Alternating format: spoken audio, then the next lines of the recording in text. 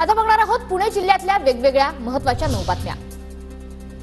दिलीप वळसे पाटलांच्या मुलीकडून अमोल कोल्हेंना शुभेच्छा। पूर्वा वळसे पाटलांच्या शुभेच्छांमुळे चर्चांना उधाण।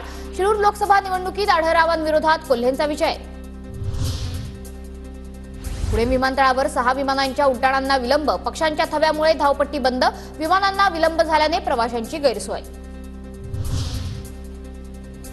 पुण्यात पालखी मार्गांना महापालिका आयुक्तांसह अधिकाऱ्यांच्या भेटी। आषाढी पालखी सोहळ्याच्या पार्श्वभूमीवर अधिकाऱ्यांकडून पालखी मार्गाची पाहणी।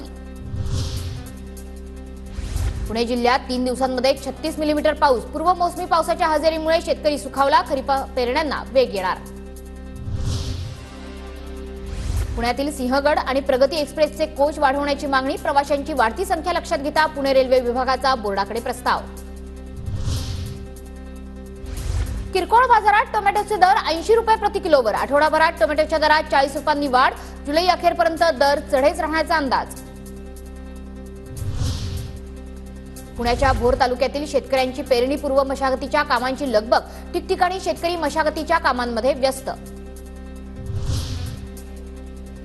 पुणे कार अपघात प्रकरणातील अजय तावरेला 14 दिवसांची न्यायालयीन कोठडी, तर डॉक्टर हळनोर आणि शिपाई घटकामळेला सुद्धा 14 दिवसांची कोठडी।